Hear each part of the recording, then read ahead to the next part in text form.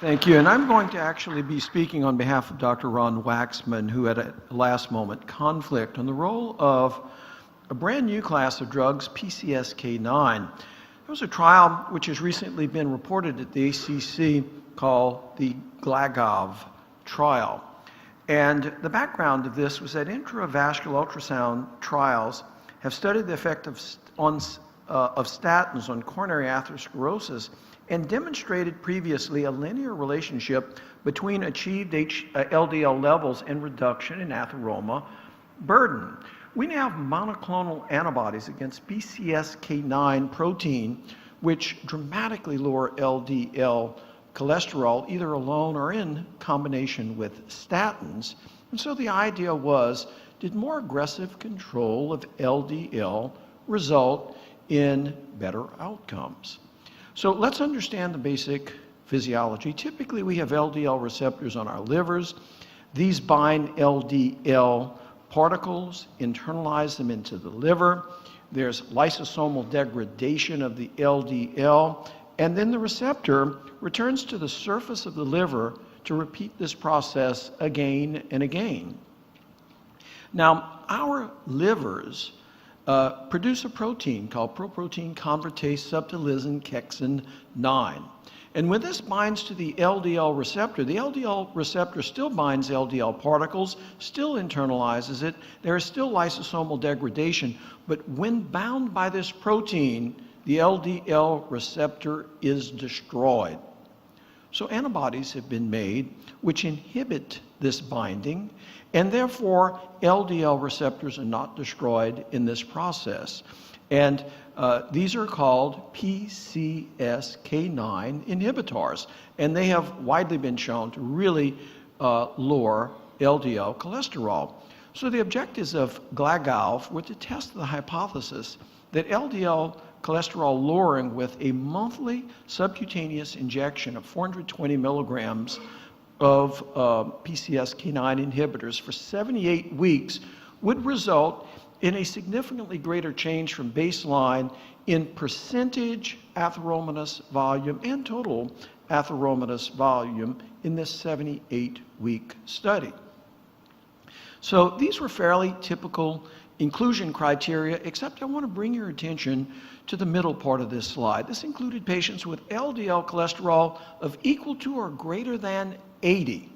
Now keep in mind, that's under most guidelines considered acceptable care. And LDL cholesterols of greater than 60 and less than 80 with the presence of risk factors shown in this table. These are patients that historically we considered ideally controlled lipid patients. So there was a screening and placebo run-in period, a 4-week lipid stabilization period, and then patients were randomized to either have their statin alone or evolocumab plus the statin over this 78-week period, and these cases were followed by intravascular ultrasound. Now, this was only done on patients who had clinically indicated angiography from the get-go. So there were many endpoints that were looked at. Primary were nominal change in percent atheromatous volume from baseline to week 78 as determined by IVUS. Secondary endpoints were nominal change in total atheromatous volume from baseline to week 78 as determined by IVUS, the proportion of patients demonstrating any reduction of percentage atheromatous volume from baseline, and the proportion of patients demonstrating any reduction of total atheromatous volume at baseline. And of course, events were followed very carefully. Now, this was all done by IVUS, and so we see the two formulas that were utilized, but basically, total percent atheromatous volume is looking at the highest grade stenosis, and then determining how much of the lumen from the external elastic membrane, how much of the lumen as a percentage is compromised. In total requires length measurements, looking at how long these lesions are. So there were ultimately 970 patients randomized on a 1-to-1 basis to either receive evolocumab or not receive evolocumab. We can see the baseline statin use in this group, and these are very well-matched controls with nothing that really stands out as significantly different in these groups.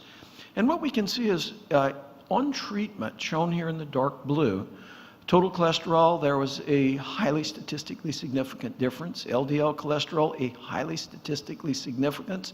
The placebo group on the average had a 93 LDL cholesterol versus a 36.6. Lp(a), it was not statistically significant during the initial roll-in phase, and there was no significant difference in C-reactive protein.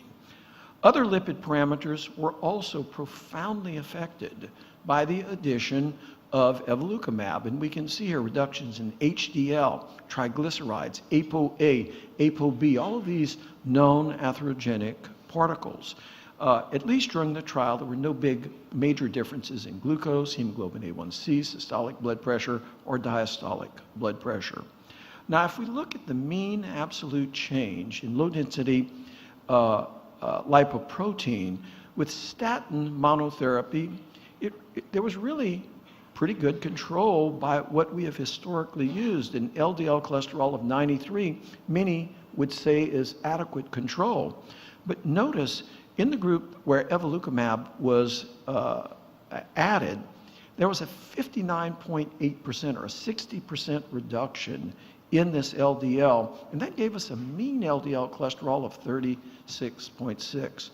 Now, if we look at nominal change in percent atheromatous volume out to week 78, notice huge difference, statistically significant with evolocumab. Same is true for total atheromatous volume. There were more regressors when this was used.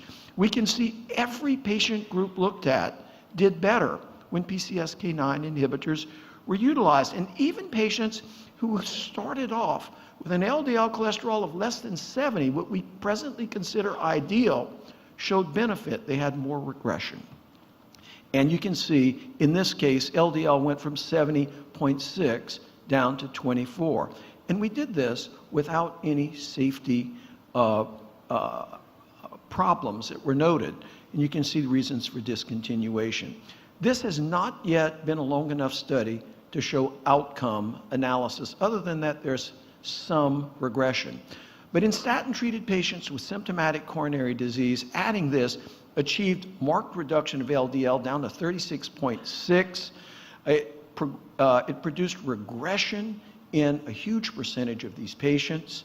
As shown here, there were no new safety signals, and therefore, many are interested in performing future studies utilizing these new tools. I thank you.